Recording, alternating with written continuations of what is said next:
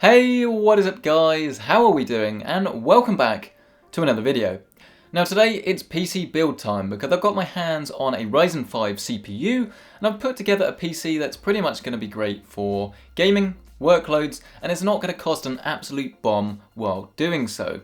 So if you're in the market for a new PC or you're just interested to see how the Ryzen 5 chips performs, then this is the video for you.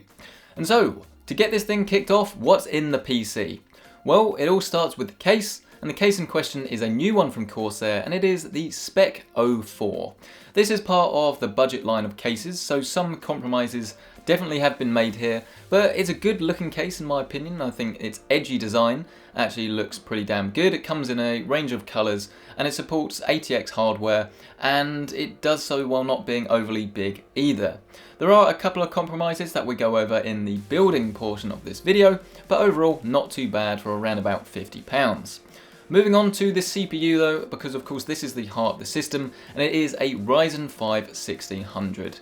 This is a 6-core processor that costs less than an i7, performs very similarly, actually performs better in multi-threaded applications because of course it's got 6 cores, and can be overclocked as well. So we're going to get some very good performance without having to spend too much money. Moving on to the motherboard, and the motherboard I've got here is an X370 board. It's from MSI and it is the SLI Plus. Now I really like the design of this board. I think it's very neutral and it's going to fit in with pretty much any colour scheme you want to go for. Because it's an X370 board, it features things like multi-GPU support, and you can save some money if you want to go for a B series motherboard, as that still allows for overclocking. But if you do want the full feature set, then something like this board is going to suit you and last for a very long time. Now of course we are going to want to cool the CPU and we're going to want to overclock the CPU. So to do so I've removed the stock cooler, but again you can use that if you do want to save some money, and gone for a Be Quiet Pure Rock. And this is a 120mm version, and it's dead silent at idle, which is pretty much what I'm after when it comes to cooling on my CPU. I'd rather have a little bit less thermal capacity and for it to remain silent. But having said that, if we want to ramp it up, then we can overclock this as well. It's all about setting that right fan curve, but this CPU cooler is actually fairly well priced at around about £30 as well, which is exactly the sort of thing I'm after from a cooler. Now, moving on to the RAM, and AMD helpfully provided some Geil RGB RAM for this build, and it is a little bit on the pricey side. With RAM, I always recommend people get something that's fast and is on special offer, because there's normally something. But if you do want RGB RAM, this is the cheapest way of doing it, and you can hook it into the RGB lighting on the motherboard side of things as well, so it all talks to each other and all looks nice and fine and dandy. But with RAM, it's worth noting that while this is a kit rated at 32 MHz and is a 16GB kit, then some motherboards and the AMD platform at the moment is a little bit funny with RAM, and you may not actually be able to get the full speed of the RAM kit, but it depends entirely on the motherboard that you're going for, as well as how updated the BIOS is. In this case, I managed to get it just under 3000 MHz, so for me that's a compromise, that's okay. But if you do want to overclock Ryzen, then you're going to need some decent memory, or at least some memory that's supported properly in order to do so. Now moving over to the graphics card side of things, we've got a RX 570, and this one is the Sapphire 8GB Nitro version, which is definitely very overbuilt. It looks very good.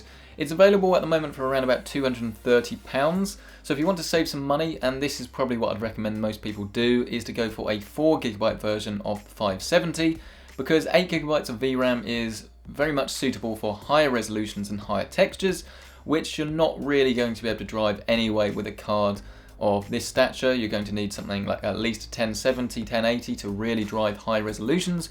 Having said that, this card is excellent for gaming. It's going to be very good for 1080p ultra high settings or medium high settings 1440p. So it's a very capable card and it's pretty much all the power anyone would really need in their system. Now moving over to the power supply in this rig, and the thing that will keep everything juiced up, we've got a 500 watt Pure Power 10 from Be Quiet. And this is a very quiet power supply, and while it's not the cheapest power supply at around about £65, that's definitely something I recommend people spend a little bit extra on, because you'd be amazed at just how loud budget power supplies can be, and unless you have to cut costs at all costs, then it really is worth getting something that's going to run quietly, and this system is actually way quieter than I thought it was going to be. mainly because the fans and the fans on the power supply aren't loud at all, which is exactly what I'm after from a power supply. In terms of the actual power requirements though, 500 watts is more than you're going to need for this system, but if you do want to go for a multi-GPU setup or allow for that a little bit later, then I'd advise getting a power supply with a little bit more wattage that will allow you to do so without any issues. Now moving on to the penultimate thing in this rig, storage. Here I've got my old trusty MX100 that I'm using for a boot drive and for storage. The updated version is the MX300, it's a Crucial SSD, it's SATA, it's very easy of course to install. I'll leave the link to the updated MX300 down in the description below, along with all the other parts that are featured in this video. But essentially having a SSD is going to give you better boot times and more responsiveness in Windows, but of course it's worth adding an extra hard drive or an extra SSD if you do want to actually store a lot of things, because this drive is only 250 gigabytes, which isn't going to be enough for your entire game library.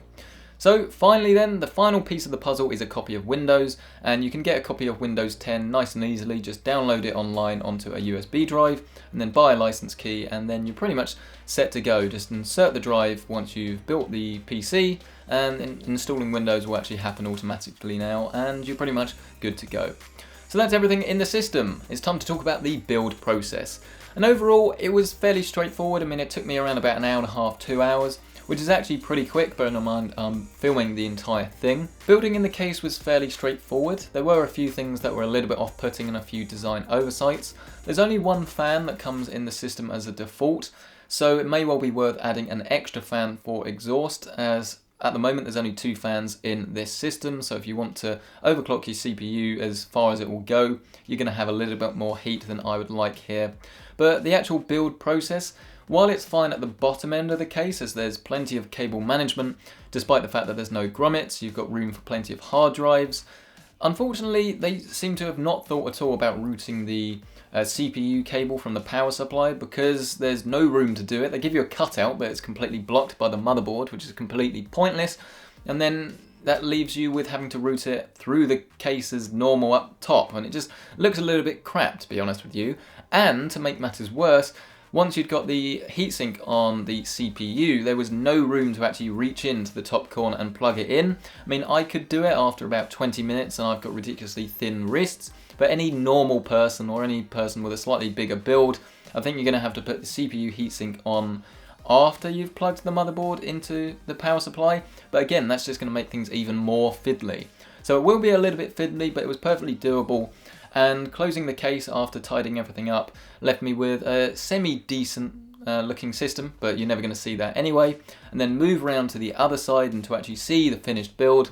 While the window is quite small, it completely hides that CPU cable that I was talking about earlier, so it's not really so much of a big deal.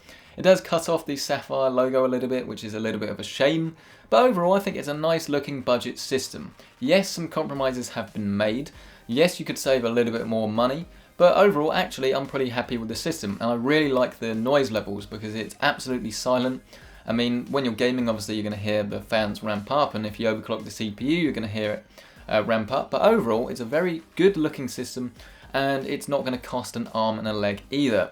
Certainly not the cheapest system out there by any stretch of the imagination, but I think it's a pretty good balance for price and performance. So there you go, the Ryzen 5 build. I think it's pretty good for a budget, price performance-esque style of build. Obviously there are a few more changes you could make. Let me know what you would do differently in the comment section down below. I know you guys want performance, don't worry, that's coming in part 2. But if you do want to see that, of course, get subscribed, or it will be in the eye in the top right hand corner when it is available. A massive thank you to everyone that supplied parts for this build, because it would not have been possible without you. So that's Corsair, MSI, AMD, and of course Be Quiet. And thanks to Corsair as always for sponsoring this channel. If you like this video, hit the like button if you haven't hit the dislike button. And as I say, subscribe for more videos just like this. A massive thank you, stay tuned for part 2, and I'll see you in the next video.